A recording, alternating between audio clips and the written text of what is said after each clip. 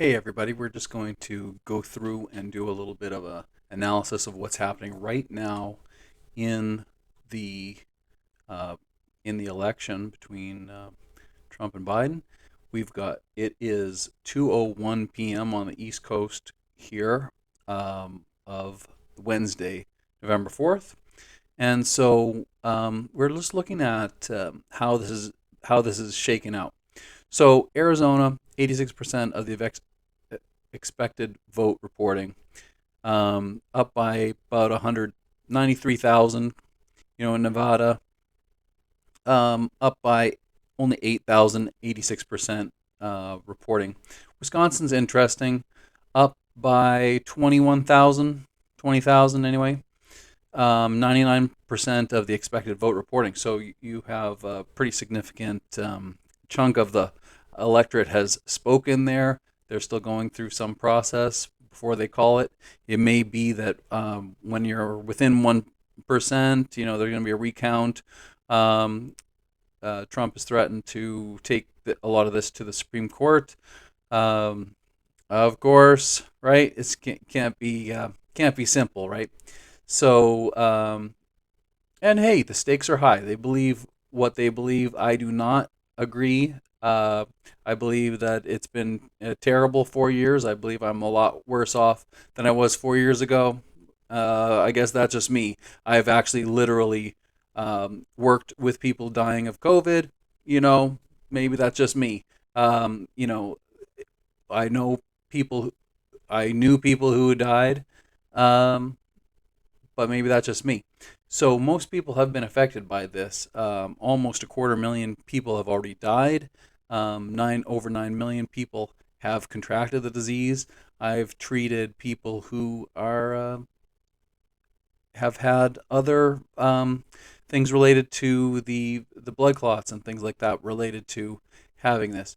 People in just unusual physical pain that came on during their COVID infection, people who've had strokes during their COVID infection. So you think about this. There's been a lot of damage, and there's going to be a lot of long term consequences of having a COVID infection. Um, anyway, the Supreme Court is about to remove protections for pre-existing conditions, maybe in the next couple of weeks. So there's something to look forward to. And Democrats didn't really make the case that this was such a failure. They didn't. In my opinion, they didn't actively. They didn't work hard enough to make this obvious case. It's just clear. We you know, Cenk Uygur says, we were first, now we're the worst. We've got um, the most cases. We have a small population, 4.5 percent of the world's population, and well over 20%, pretty much 25% of all the cases and deaths in the world. So, that's pretty much overperformance. But anyways, Wisconsin will have some legal challenges to it no matter what. It looks like a clear those electoral college seats would go to Biden. Michigan. Michigan has 94% of the vote reporting, and looks like they're up about 50,000 or so. Not quite 50,000. So up with a lot of the mail-in voting. This is interesting. Pennsylvania. Pennsylvania has had a total of 2.7 million. Sorry, 2.6 million voted for Democrats. Republicans 3.1 million. Um, so we've got that. So actually, that adds up to 5.7 million. If I go just real rough math, 5.7 million and 80% of the vote reporting. So is how you do this. Times times zero point 0.2 equals, these are the votes that are outstanding. So with a difference of about uh, really close to 440, let's call it 440 million or 440,000 vote difference, right? 460,000 vote difference. So if we subtract 460,000, right?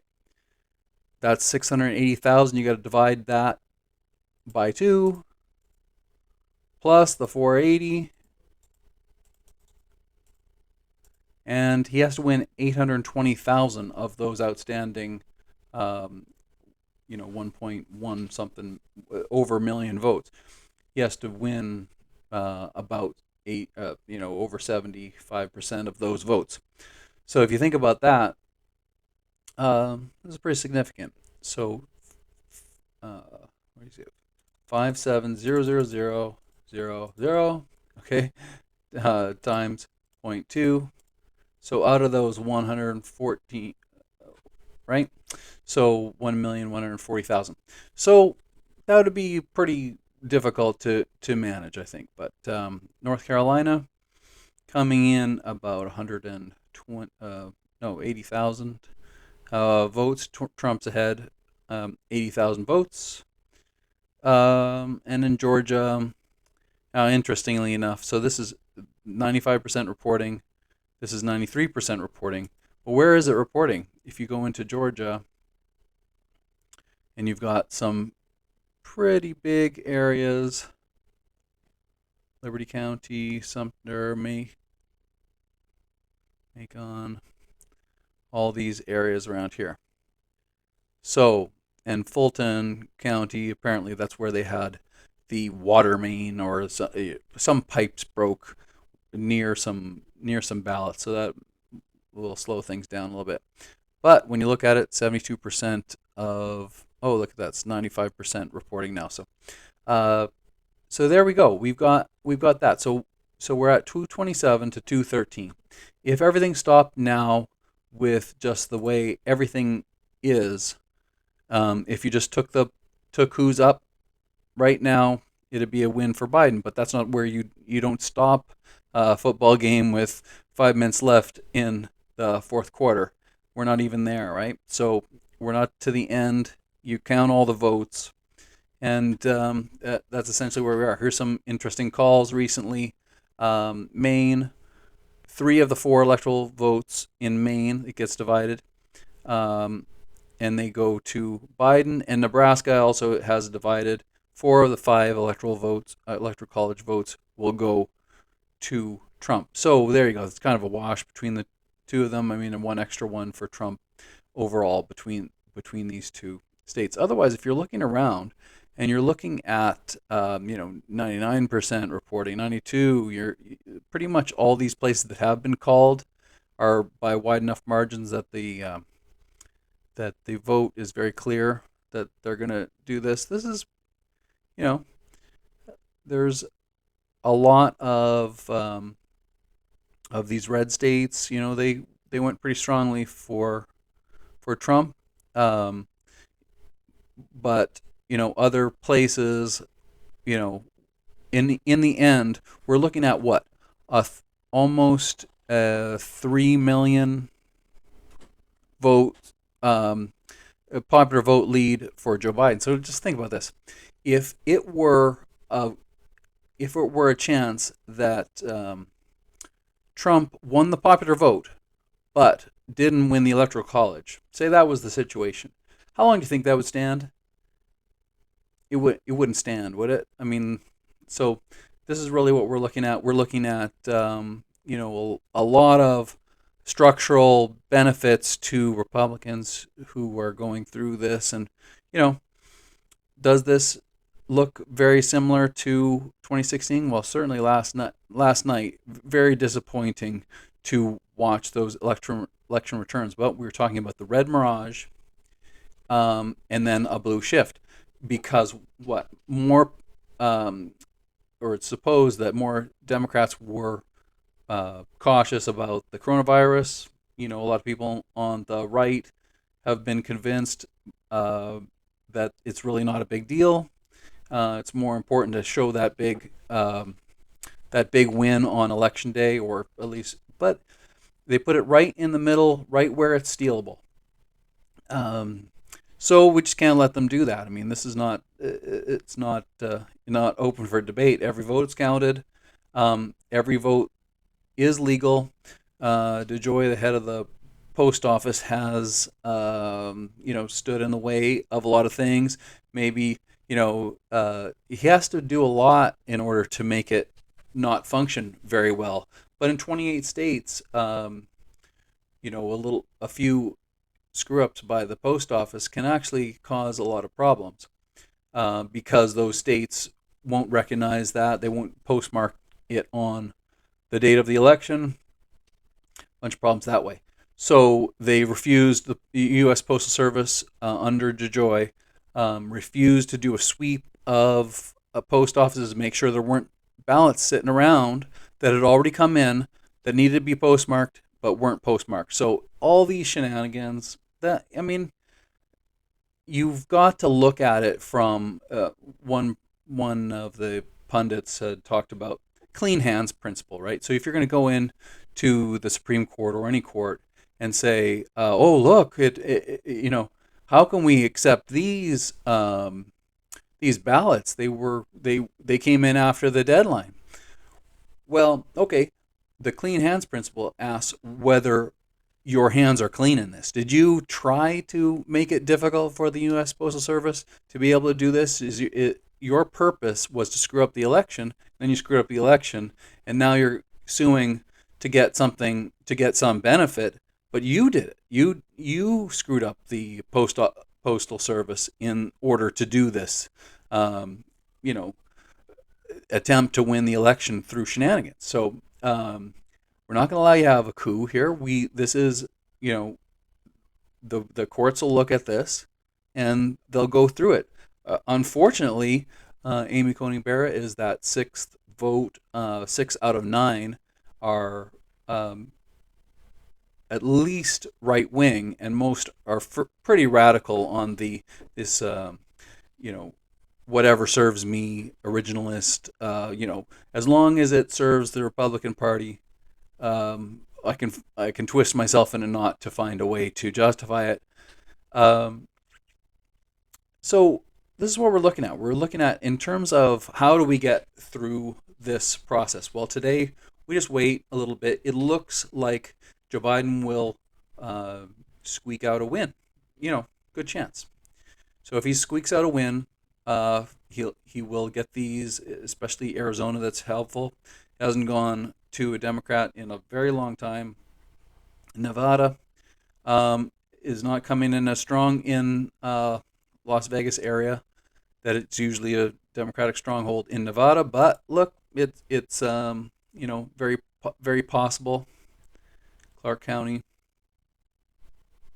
came in 60,000 votes. But if you're looking around here, you can see some differences there. But so anyway, you've got this little squeaker election against, think about how history is going to view America and how they went along with, he's macho ConMan, right? So, I'm the best. I did the economy. No, he got all the benefit from the Obama economy.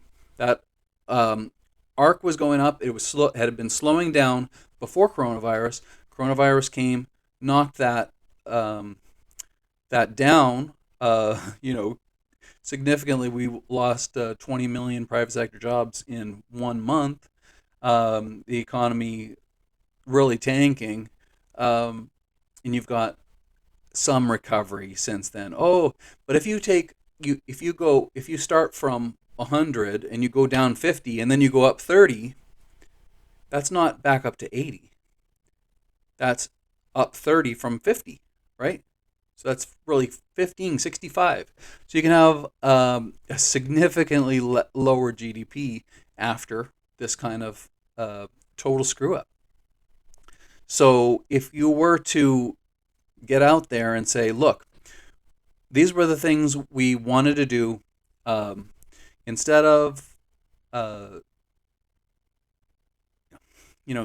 everybody wants to stick it to the libs, right? Everyone wants to stick to the progressives. So the progressives are out there. They want a $15 minimum wage.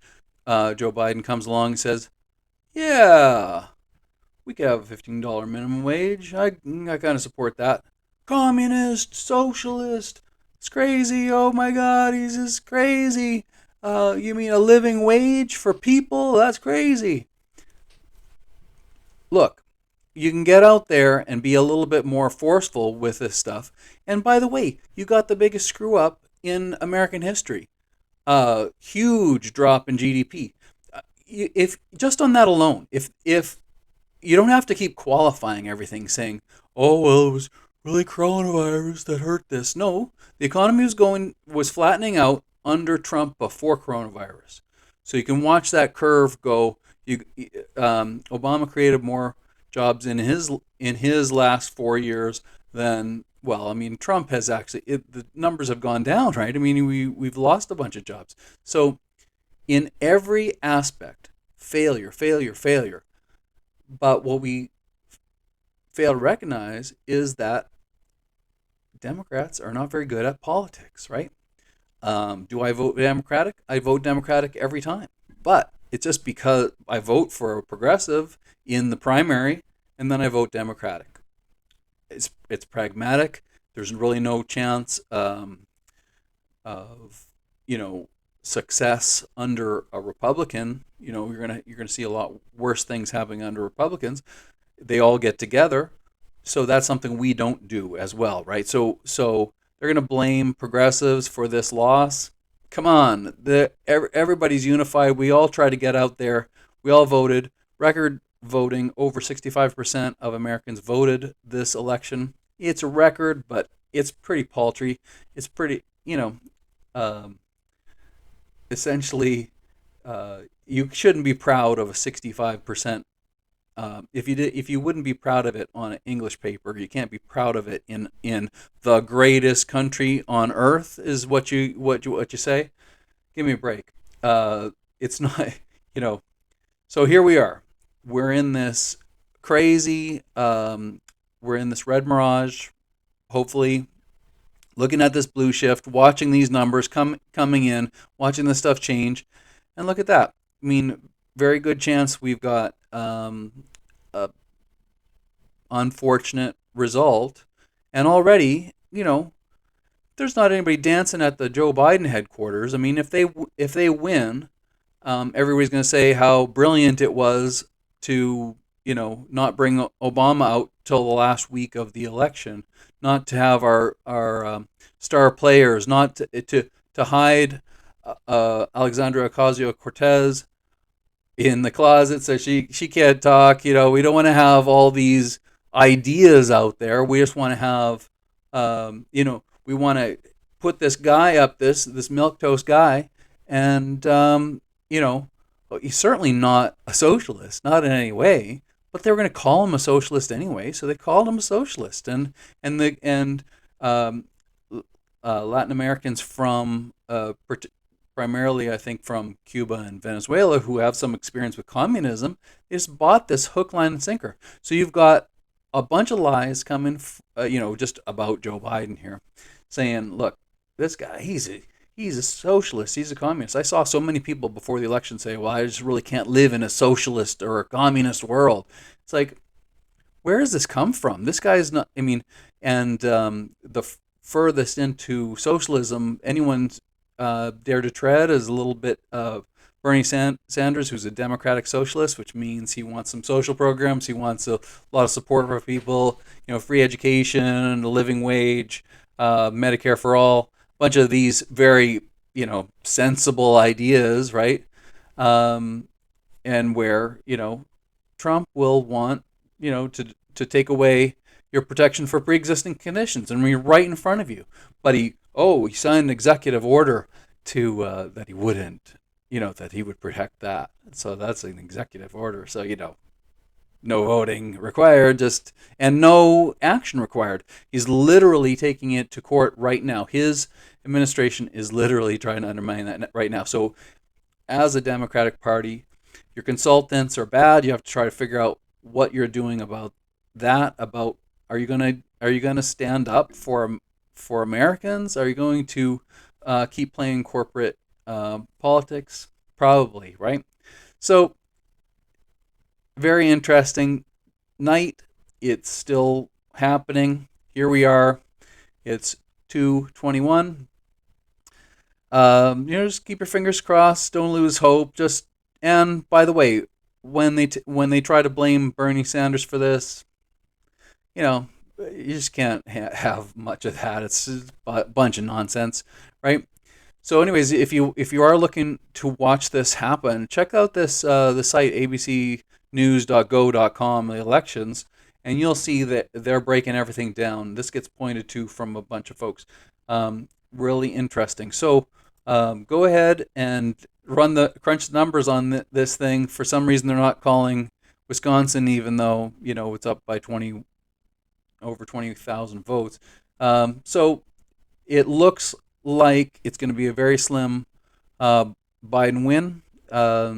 Remains to be seen because there's going to be legal challenges and all that kind of nonsense. Guess what? Get your lawyers out. We're going to be fighting. We can't have a coup here. This is the deal. You have these tremendous Republican advantages in terms of all these tiny little, very large landmass states with very few people in them, all having as much weight as this. Look at this. There are over 11 million people pretty much voting over here in California, and you got a little over half a million in Montana. You got almost 300,000 in Wyoming. Come on. This is all this area essentially in California. So that's the way it's structured. So when you say, oh, he squeaked out a narrow majority in the electoral college, he's up almost 3 million votes right now in the popular vote. So give me a break. We've got a anti-democratic system with the electoral college. Absolutely. It's not, we already have the Senate, which has 2 votes for every one of these small population states. They already have 2 senators in a 100 seat Senate. You've got 2 for California, right? So it's a massive shift already, that anti-democratic institution in the American electoral system, and then now here we are like that. So if he squeaks out a win, it's just because he squeaks out a win in a biased system where 270 is what you need to win. It's all ridiculous. There's got to be major electoral reform, even non-major electoral reforms, things that would just be easier to help balance this stuff right away without doing some major structural things. But come on, it's broken. The democracy is very either fragile or broken. It is really not. It's very disappointing. I'm disappointed in America for not seeing through this ConMan. What do you know, right? Like, this is the way we have a lot of this as a problem in America, that this should be even close when, 250,000 people have died, like just total failure. Total failure in every way. Economy's down, jobs are down, people are dying, we've lost our reputation in the world. All these things, and Democrats, when you just like, don't make a big deal. We'll get this milquetoast guy in. He'll come in, and if he wins by 270, if he wins 270 to 269, and you're patting yourselves on the back, going, look, we had the minimum wage on the ballot in Florida. Over 61% of voters voted for that. But Trump won Florida. Now, if you'd gone out there and said, I'm for this $15 minimum wage, that's me putting that up there. That's our party doing that, which it was, right? Take a hold of it. You get 61% of the vote. It's moronic. Okay? There you go. People think there are going to be factions inside the Democratic Party. Unfortunate. in terms of the vote blue no matter who, yes, pragmatically on election day we want to get those people in there. We got to even some really right wing, a Joe Manchin in the Senate. Well, he's at least a Democrat, but where's he going to go? You don't know. Um, and hey, he keeps winning, right? So he's in there. If you primaried him, could you know we lose this seat? Oh, it's critical. Well, we had a supermajority in 2000 after the 2008 election. Couldn't do anything with it because they're all the factions. Um, here we are. Here we are. Very disappointed. Um, it's almost no one could lose to Donald Trump except Democrats. Okay, still vote Democratic. What the hell? It's your only choice. What are you going to do? But maybe that's going to change a little bit after this. Maybe they're going to have to see that there is some progress that we can make. All right, thanks. It is 2:27 here on the East Coast. Still looking at this stuff. Still watching it come in. All right. Good luck. Keep your hearts and hopes up, and check out Conversation in Progress. Talk to you soon. Bye bye.